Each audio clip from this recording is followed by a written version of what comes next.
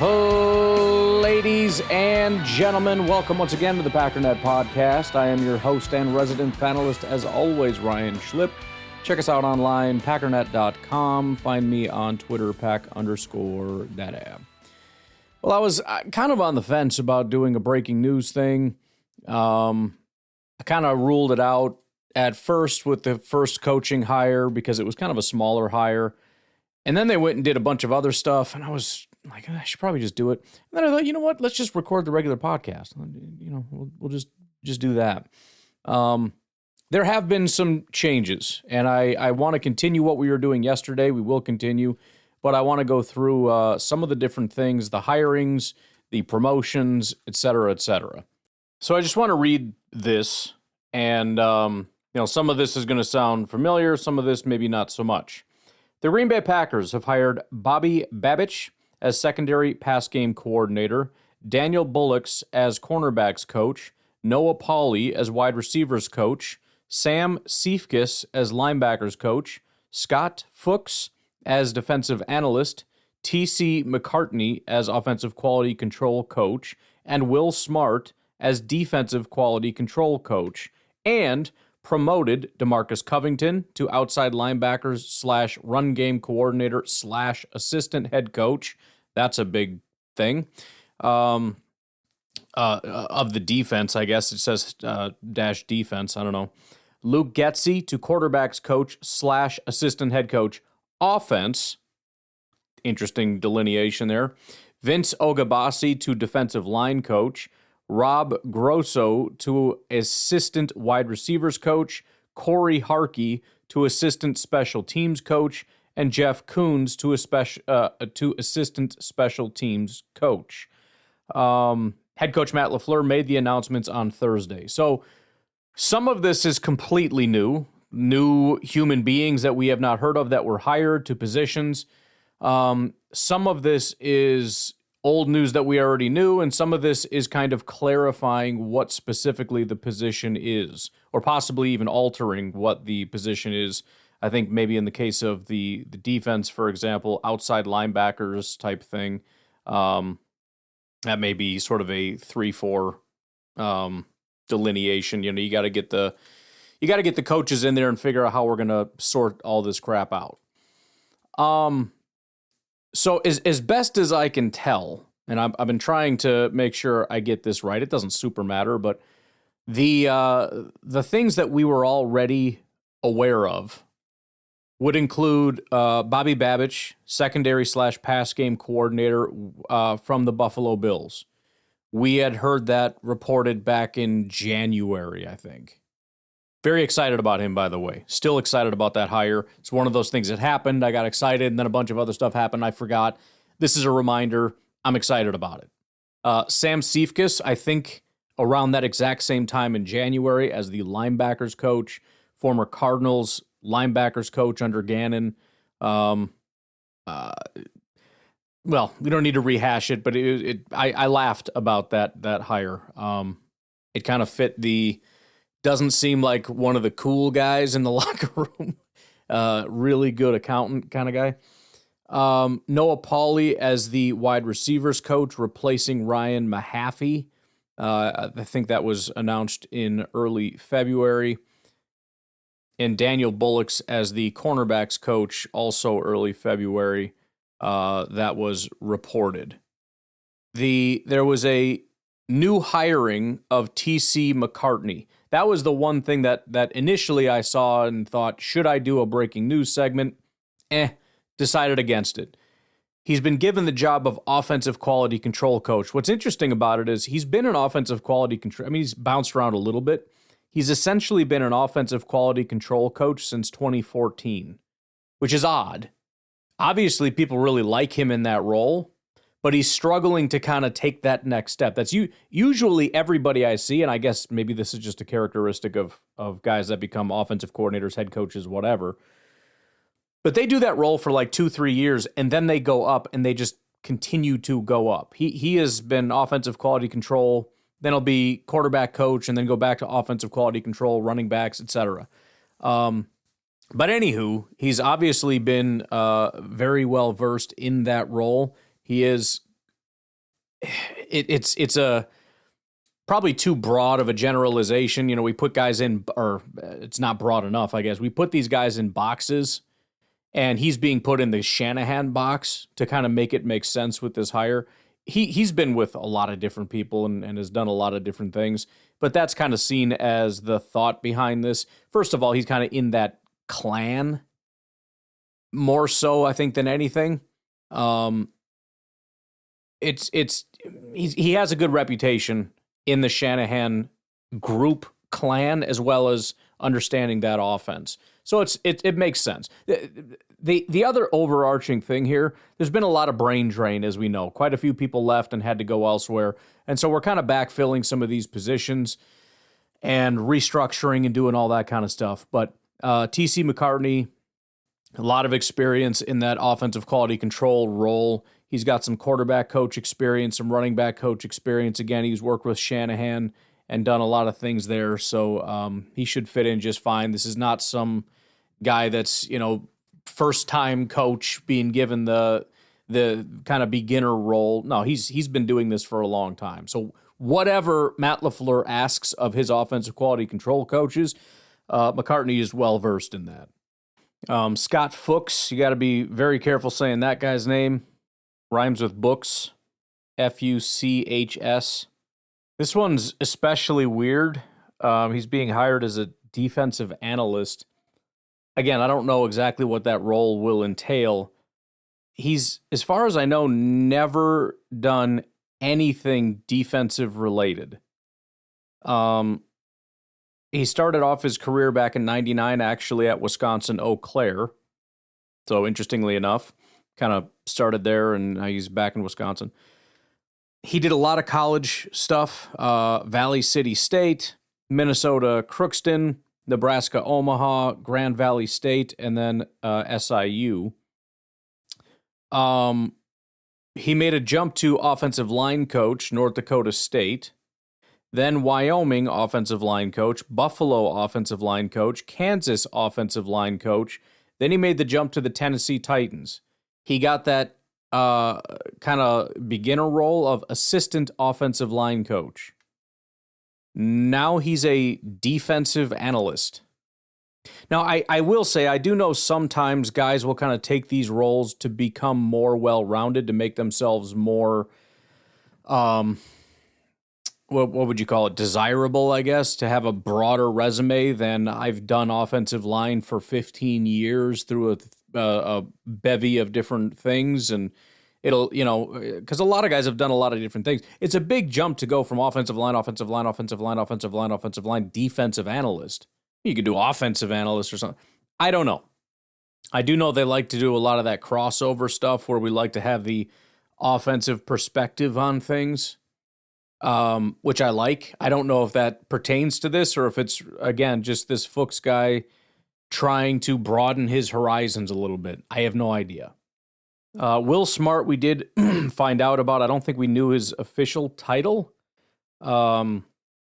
Actually, we did. So we learned about his hire kind of a long time ago. Then we found out his title not super long ago. And I think I remember being kind of surprised because he seemed shockingly overqualified for that role, but whatever. Covington, again, this is kind of like a reorganization. Covington was our defensive line coach. He is now outside linebacker, which is a weird thing. Outside linebackers, you would think would be like pass rush, but it's outside linebackers / run game coordinator. So you're going to be working with the defensive line, edge, and linebackers as safeties, like everybody, and assistant head coach, which is interesting, of the defense. Luke Getsy, again, we knew he was here. I don't think we knew his official title. He is sort of that on the offense. Quarterbacks, assistant head coach of the offense.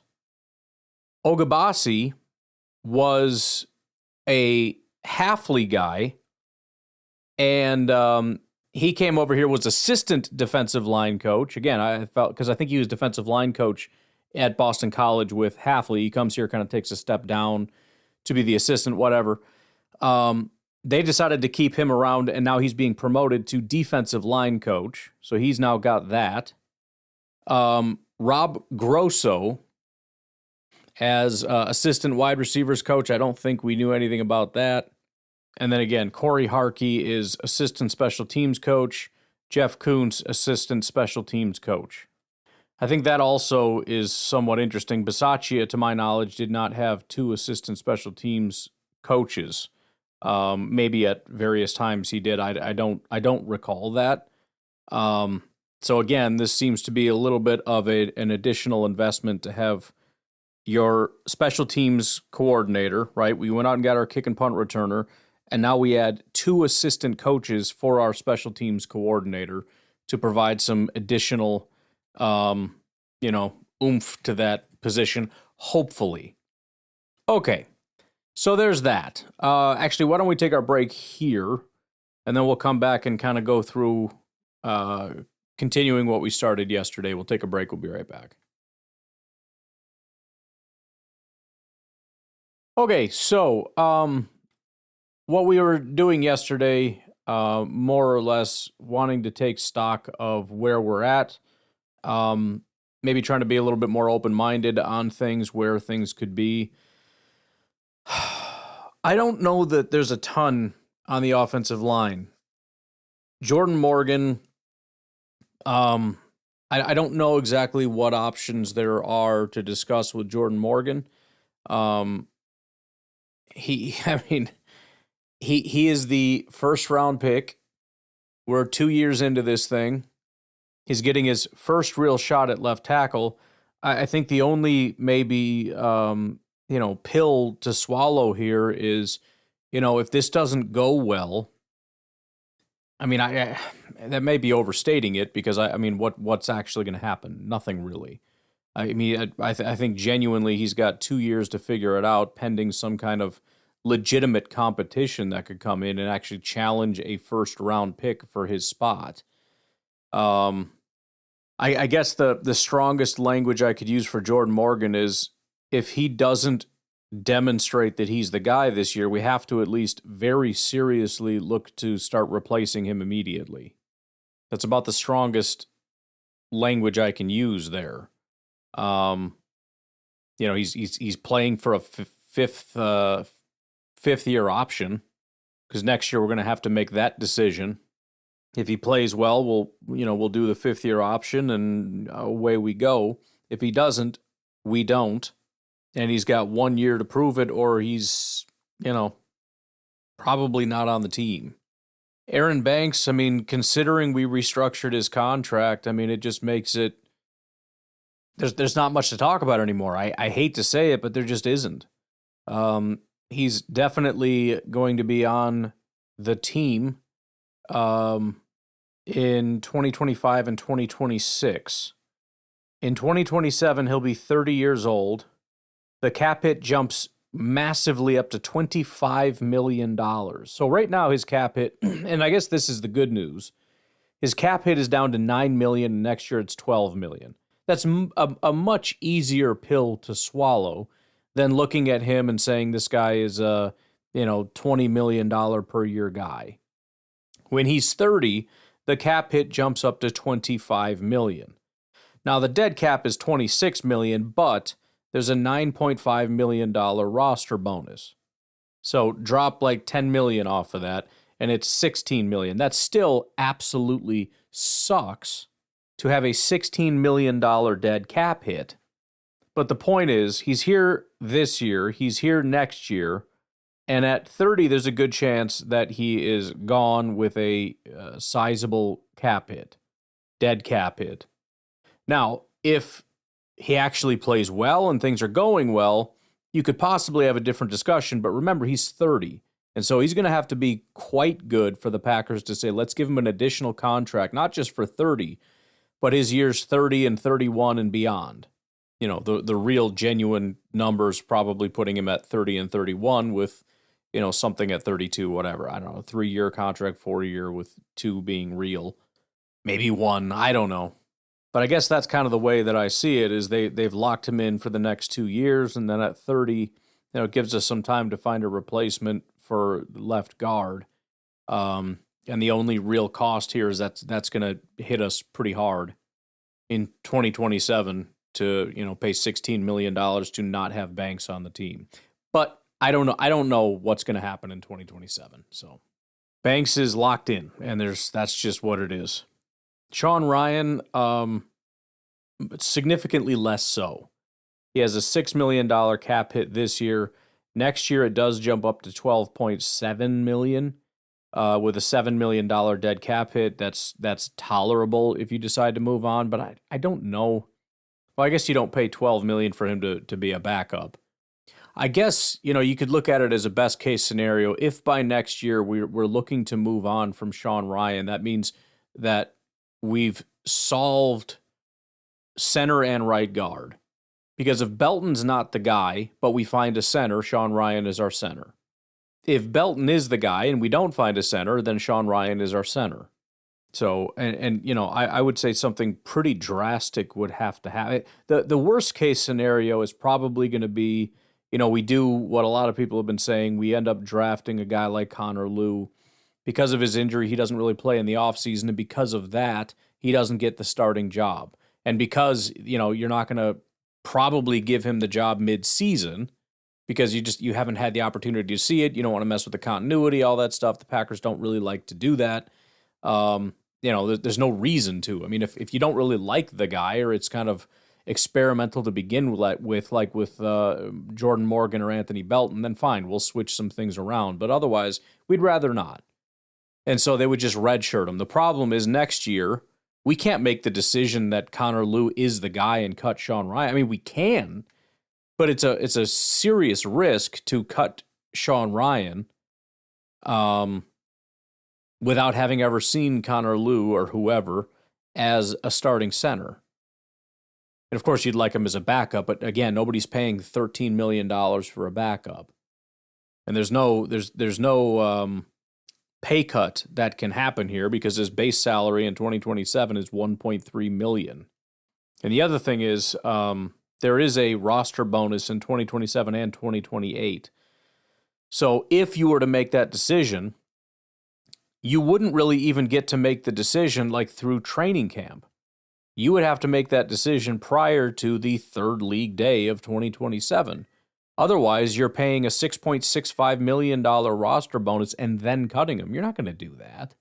So obviously, we'll have to see how that all plays out. And again, I come into this with my feelings on Sean Ryan and how that all impacts things or whatever, more so than what I should be doing, which is how I think the Packers view him, which I believe the Packers like him more than I do, just like I think they like Banks more than I do. And so I think from Gutekunst's perspective, they have a starting player in Sean Ryan.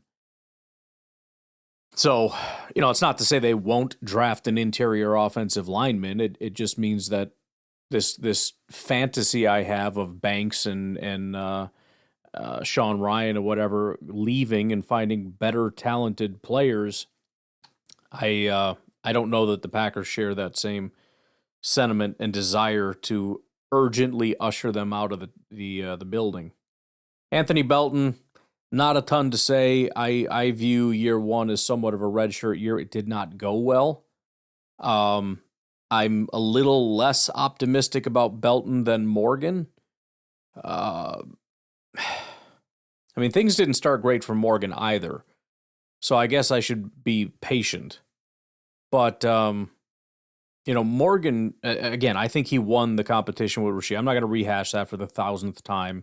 I think it was just a cluster how that happened. I think Banks getting hurt effed everything up, just like Banks ruined everything anyways. And it set things in motion to where it was just a disaster. And then you got Morgan playing guard where he doesn't belong, and it stunts his growth at tackle and all this bull crap. Belton was in a similar position. Now, Belton was bad. I guess the highlight is, a lot of people were posting clips of his good, and his good is really, really good. The problem is he got really bad grades because they were few and far between. Again, I think largely, and I know people have varying views of PFF, but largely they are a consistency grade. And so if you have a very, very bad grade, it doesn't mean you didn't have good plays. It just means the percentage of plays that were good compared to bad probably pretty low, and or they were appallingly bad compared to maybe moderately good. And I don't think you get better grades for, blocks that look cool, just assuming. But it's very early for Belton. Again, my hope and dream is that he will be able to go through the entirety of training camp at the right guard position. Obviously, they're going to shuffle a little bit, but I mean, that is his spot. He is our starting right guard. That is how we need to view him. I understand the Packers don't like to hand out anything to anybody, but I think we need to make an exception and maybe have a new tactic this year, pending the draft. If we draft somebody in the second round that's a guard, freaking okay, I guess it's a competition then for Belton's job. We got 2 second-round picks duking it out. I don't know what else we do here. Belton's going to be a career backup right tackle, I guess, for a freaking second-round pick. Whatever. Point is, though, assuming something like that doesn't happen, we need to maybe be a little bit more forceful about this is your job, period. And we're not really moving you around. If we do, it's just to kind of get some other looks at different guys because it's training camp, whatever. But that's your job. This is what I want you to learn. This is what I want you to do. I don't care about your freaking versatility. You are this thing. You are a right guard master. You have mastered all things right guard. Do it and be very, very good at it. And that's it. Do nothing else. Think of nothing else. I don't need you to also know how to be a right tackle because we might need you there. F that. And then the final starter is Zach Tom. Another one that there isn't a massive amount to talk about. I think the only real conversation, he's only 26 years old. Well, he'll be 27 soon, but, again, you got a guy that had an injury, and he didn't really last year get back to his full self. And, it's very easy to just say, well, yeah, he was hurt. He'll be fine. Once he gets back healthy, everything's fine. I just feel like we've played this game 1,000 times. We saw it with Elton Jenkins. We saw it with Rashawn Gary. We saw it with Jair Alexander. We've seen it with a million different people where they just never actually get back to what they were. They had their peak, and then they got hurt, and then they were never that guy again. If that were to happen, what does that mean for Zach Tom? I don't exactly know. He's obviously not going anywhere this year. He just signed a massive contract last year. The dead cap and all that stuff would make it completely prohibitive in 2026. I think it also makes it prohibitive in 2027, where it's about this. He's got like an $18 million cap hit. It's an $18 million dead cap hit.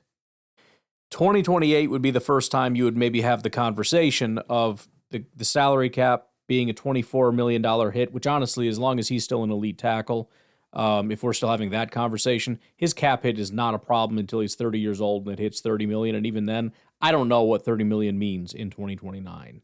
That may be comparable to 20 million in my mind in what 20 million is now, and it's not that big of a deal. But the point is, 2028, when he's 29 years old, is the first time it becomes feasible. $24 million cap hit, $12 million dead cap hit. What does that mean? It means we have him this year, we have him next year. And hopefully we don't have to have that conversation in 3 years or in 2 years, whatever, about do we need to move on? Hopefully he gets back, he's healthy, he's strong, he powers through. Hopefully Zach Tom is one of those guys that you see that plays until they're 38. You know what I mean? Sometimes there's just those offensive linemen that just gut it out into their mid and late 30s, and Zach Tom is that dude. And he gets a third contract and a fourth contract, and he starts getting these 1 year, 2 year deals, and he just keeps coming back and keeps getting the mega deals. And it's like, holy crap, he just keeps going. And it's like, well, we're going to have to plan for something because he's 38 years old at some point, and I got grandkids I'm talking to about Zach Tom. You know what I mean? I got a grandkid with a Zach Tom jersey on. That is my dream. He's one of the most legendary Packers that's been around since, almost since I started this podcast so many odd years ago. But I am genuinely, and I'm going to be pleading, on my knees begging for Zach Tom to return to form, because I am so unbelievably sick of this injury bug taking greatness from us. the blue chip, and that's the thing. Oh, Gutekunst can never get blue chip players. No, he does. We just get frickin' robbed with the damn injury bug. Rashawn was a blue chip player. You can say he wasn't all you want. He was. He was one of the most elite pass rushers in the entire NFL in 2020 or whatever year? Elite, brother. Jair, elite. I'm talking number one of all the corners in the entire NFL. Number one. By the way, he never really had a bad year, except maybe his last year. I mean, he was one of we went through this, one of the only corners in the entire NFL that had as many years as he had. Even maybe you could go back a year, within 4 or 5 years of having 70-plus coverage grades every year. Nobody has that. We had it and took it entirely for granted because even his bad years were better than a lot of other cornerbacks' years. But we're talking, at his best, he was the absolute best corner in the entire NFL. He had a spate of injuries, and he never recovered. We got absolutely robbed of greatness from guys like Jair and Rashawn and Elton. And Elton also was a catastrophic situation of constantly moving him around all the time. He hits greatness, and then we move him to guard. Okay, fine. And then he's a guard, and he's good, and then he's hurt. But then he's good, and then he's hurt. And then he's hurt, and then he's a center. And then just vomit. It's the only way I can describe the second half or the second 2/3 of his career is just a pile of vomit. Disgrace. Sorry if you're eating dinner. You shouldn't be. It's early. Sorry if you're eating breakfast. But it's accurate. There's no other way to describe it. Beyond that, quite a few bodies.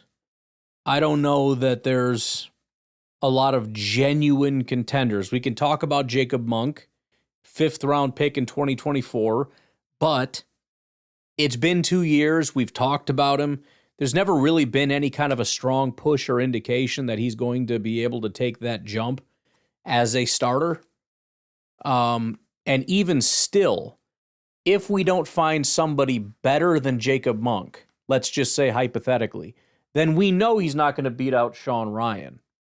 So Sean Ryan will be our center for the next 2 years, which means Jacob Monk will have gone through his entire rookie contract having never been able to, burst through that, pending some kind of shocking thing where he's just elite and we cut Sean Ryan for Jacob Monk, but I don't think that's ever going to happen.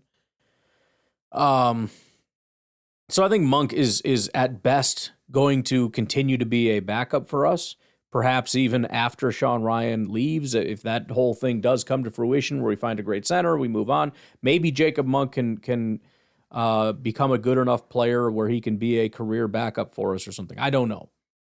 But as of now, nothing. John Williams is another guy to potentially keep an eye on. I want to brush him off because he's a 7th-round pick, but we've seen successful 7th-round picks, including Rashid. By the way, we have to have a Rashid conversation because another problem that the Green Bay Packers have had is in contract years, guys, especially on the offensive line, go, actually, I want to ruin my career and make no money, right? Josh Myers. He actually looked pretty good. And then it's like, okay, contract time. You know what? I suck and I hate everything and I'm never going to play football well again. John Runyon. Dude was DC. He's a pretty good right guard. And then it's contract time. And he says, nope, I hate football and I want to go be a teacher.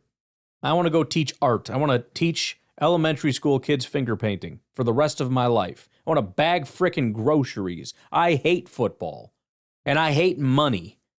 I hate making massive contract. The idea of getting a massive contract as a career right guard and having to do this for the next, 4 or 5 years of playing football and making tens of millions of dollars and then retiring at the ripe old age of 31 and living a great life. I hate that thought. It's the worst thought ever. And I'd rather bag groceries the rest of my life. Rasheed Walker followed that same plan.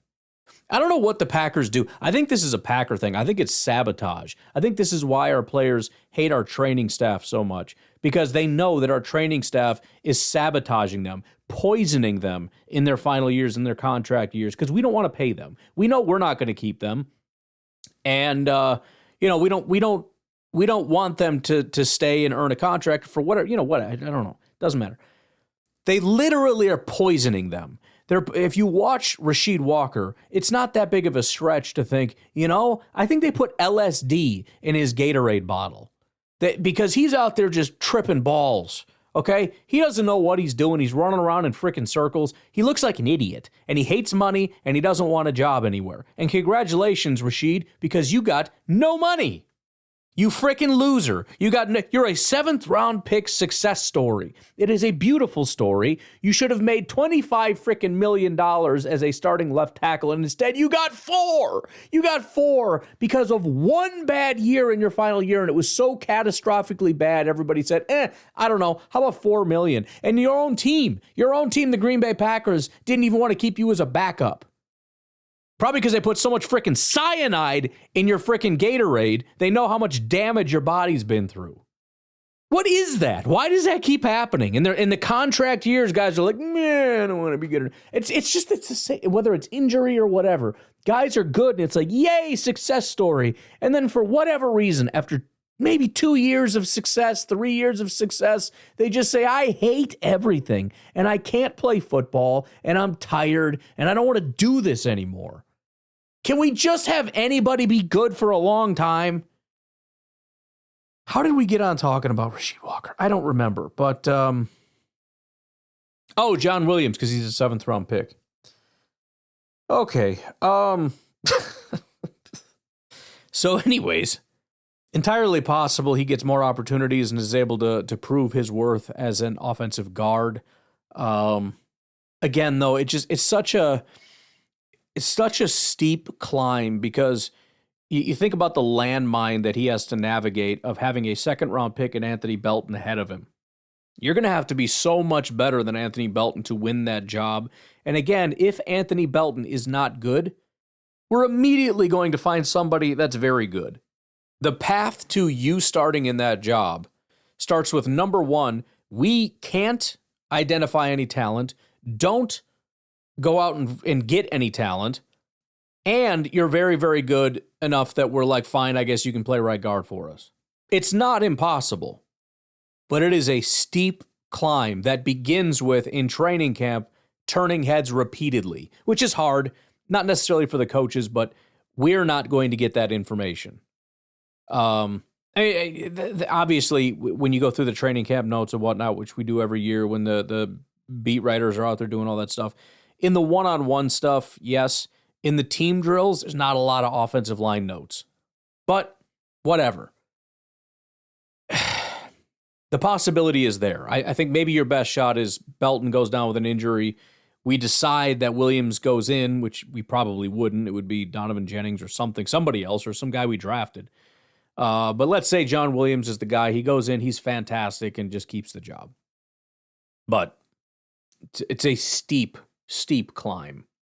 Darian Kennard was a very interesting story for us last year. Darian Kennard we brought over from Philadelphia, and he's one of those guys that actually had some draft bona fides. He was on draft day thought to be, he might actually be a really good football player, and then it didn't pan out. And we're like, well, we'll give him a shot.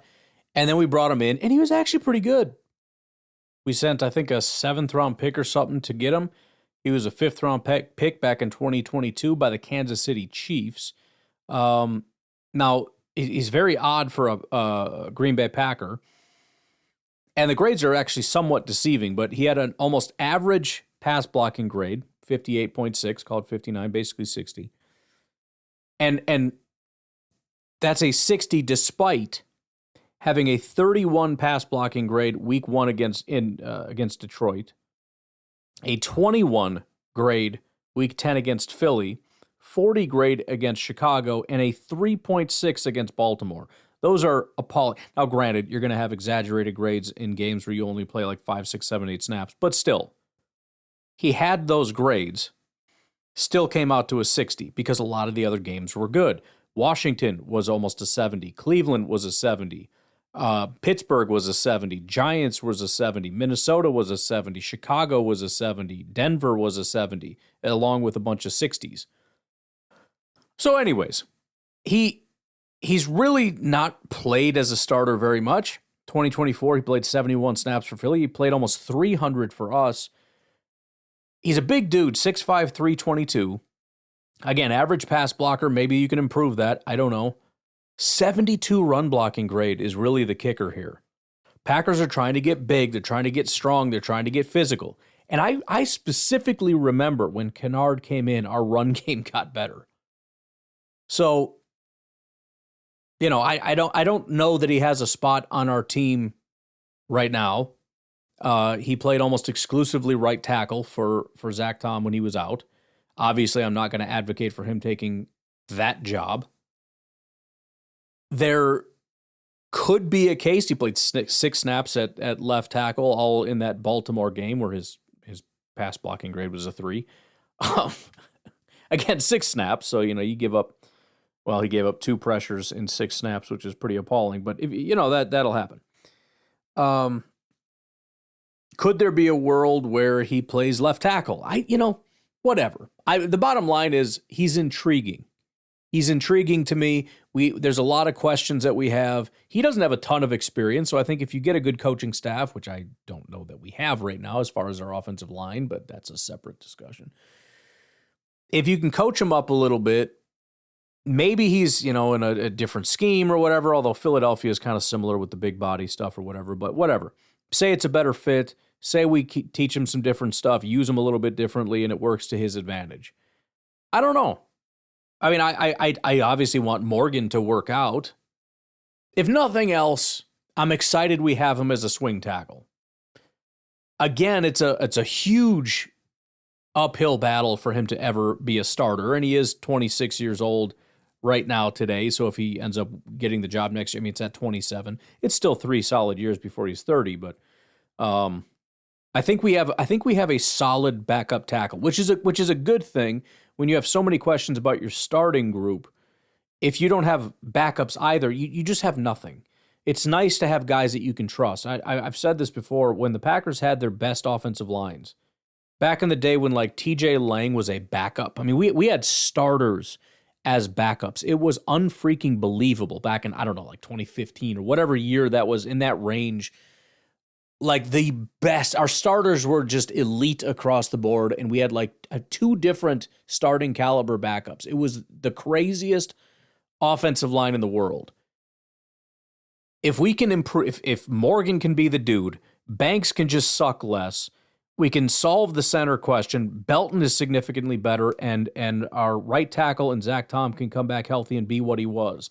And we have a guy like Kennard that is a solid swing tackle. We are in such a better position than we were or even thought we were going to be coming into this season. It's going to be night and day. There's going to be a question about, a couple of those spots as well as backups on the interior. Again, pending the draft. But Kennard I think is a fantastic piece. Otherwise, there's a lot of guys floating around. I mean, there's Donovan Jennings, 2024 UDFA. I mean, he's a lot of these guys are guys that their names kind of keep popping up. They're going to be second, third string guys for a while until you can find some other guys to kind of churn up the bottom that end up taking their spot. He's a young guy, 24 years old. We'll see if he can, provide anything, if he can add anything for us. But, again, when I say we need to get better as far as our depth on the interior, I'm kind of alluding to the fact that I'm not maybe a massive believer that Donovan Jennings is going to be able to provide us what we need. He's had 2 years. He played 1 game. It went pretty well, but he played 6 snaps. So that's what he's been able to do as a starter. I'm not talking about preseason, in his 2 years. We've got Dalton Cooper. That was a 2025 UDFA, originally picked up by Kansas City. He ended up with us, 6'7", 315. I have no real expectation of anything coming of that. Carson Barnhart. No notes. Travis Glover would be the last one. 25 years old. He actually if I remember right, he was a sixth round pick. Kind of an unfortunate thing for him. I mean, listen, sixth round is literally the worst round, just for the Packers. I think when we looked at it, Gutekunst has like zero production from the sixth round. Like literally not a single productive thing from any sixth round pick. But it still kind of sucks. You got seventh round players coming out doing stuff, and as a sixth round pick, he's been on the team for 2 years. He played in 3 games, 1 game significantly, but they were all in 2024. He ended that with a 35 grade, 44 run blocking, and 12 pass blocking, and then had 0 snaps in 2025. So no, I don't think that anything is going to come of this pick from Travis Glover, another 323-pound massive human being. I don't know why we can't get over that. Last several years has been, let's just get 320, 330-pound guys that on the offensive line and see if they can just maul people. And it's like, well, I mean, they are big. Their ability to maul people, though, is certainly in question. But I'll tell you what, it's already 10 o'clock. I don't think I'm going to have time to do Packernet After Dark. I mean, I can, but it'll be up at 11:30. So I think I'm just going to end up skipping that. I apologize for that. That's all I got. I was planning on doing 2, ending it with tight end, but I think we'll just stop it here. We're already at 40 minutes. So pending some kind of big news, we'll get into the tight end position tomorrow and possibly get into some of the defensive stuff as well. But otherwise, you guys have a good rest of your day. I'll talk to you later. Have a good one. Bye-bye.